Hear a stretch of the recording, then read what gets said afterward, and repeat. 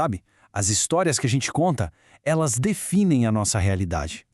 Mas e se as histórias mais poderosas não são as que a gente cria, mas sim aquelas que a gente herda? Usando um feriado que todo mundo conhece, a gente vai investigar como essas narrativas nos moldam e, mais importante, como é possível aprender a reescrever a nossa própria história. Então vamos direto ao ponto com uma pergunta que é central para tudo isso. Por que tantas vezes a gente se pega vivendo histórias que no fundo não parecem ser nossas? Essa é a questão que vai guiar nossa conversa para entender como a gente pode, de fato, se tornar autor da própria jornada. Para começar, vamos pensar nas histórias que contam pra gente. Desde que a gente nasce, a gente é bombardeado por narrativas da cultura, da família, da religião, e muitas vezes a gente simplesmente absorve tudo sem nem questionar. E essas histórias acabam moldando o nosso jeito de ver o mundo, às vezes sem a gente nem se dar conta. E para entender isso na prática, a Páscoa é um exemplo perfeito. Pensa bem, é uma celebração que significa coisas completamente diferentes para cada pessoa. Para uns, é um feriado super comercial. Para outros, um momento de reflexão espiritual profunda. É tipo uma teia fascinante de histórias, construída camada por camada, sabe? E olhar para essa estrutura revela muito sobre como a gente cria significado para as coisas. E já que falamos em camadas, que tal a gente desconstruir a Páscoa? Vamos ver como o significado dela foi evoluindo com o tempo. É quase como traçar a árvore genealógica de uma ideia, sabe? Mostra direitinho como as culturas vão se adaptando e dando novos significados para os mesmos símbolos. Olha só que interessante essa evolução. O mais legal é que uma camada nova não apaga a anterior, ela constrói em cima. Tudo começa lá atrás, bem na base, com a natureza, a morte do inverno e o renascimento da primavera. Aí, por cima disso, vêm os rituais hebraicos com a ideia de passagem, de libertação. Depois, o cristianismo pega essa base de morte e renascimento e reinterpreta tudo na história da ressurreição. Mais pra frente, lá na Europa, entram símbolos que a gente conhece hoje, tipo o ovo e o coelho. E por último, a camada mais recente, o comércio, que embrulha tudo isso em chocolate. Cada etapa é uma baita reinterpretação. E essa mistura que aconteceu na Europa foi um ponto de virada. Foi aí que entraram dois símbolos super famosos hoje em dia. O ovo, que é um símbolo universal de vida nova, e o coelho, que desde sempre representou fertilidade, abundância. E o mais curioso é que eles não eram nada estranhos à história. Pelo contrário, eles se encaixaram perfeitamente nos temas de renascimento que já existiam e assim foram entrando na narrativa de um jeito super natural. Tá, e hoje em dia? Bom, hoje a relação das pessoas com a Páscoa é super variada. Para muita gente, a conexão ainda é bem religiosa, teológica mesmo. Para outros, é mais uma coisa social, emocional, sabe? Uma oportunidade de juntar a família. E claro, tem a galera para quem é puramente comercial. É a festa do chocolate, das compras. O ponto é que todas essas visões existem ao mesmo tempo.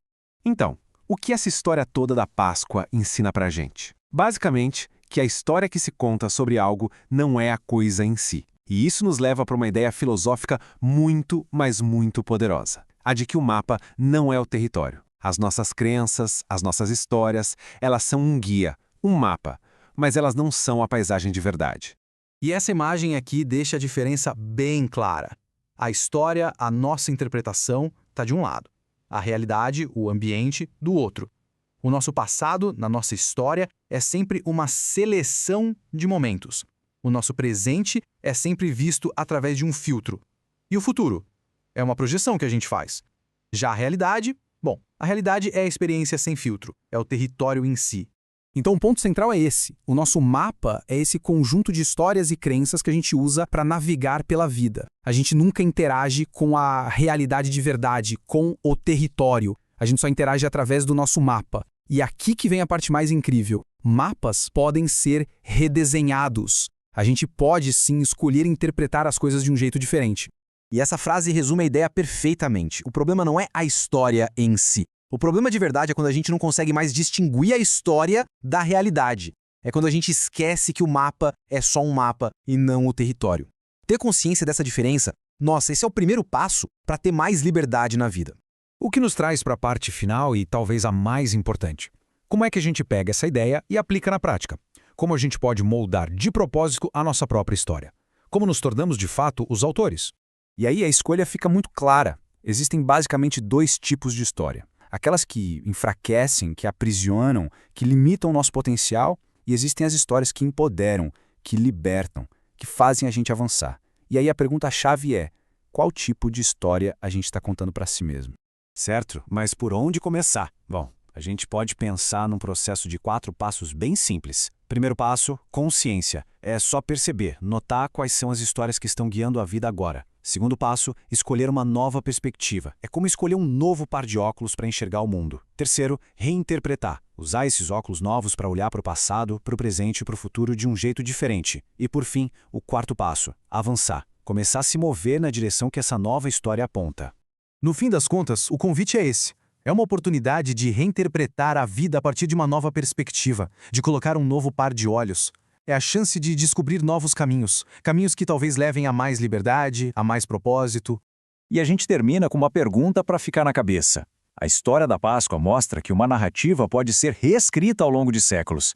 Mas uma história pessoal, essa pode ser reescrita num instante, com uma única escolha. Então, a pergunta que fica é: com que óculos se vai enxergar o caminho daqui para frente?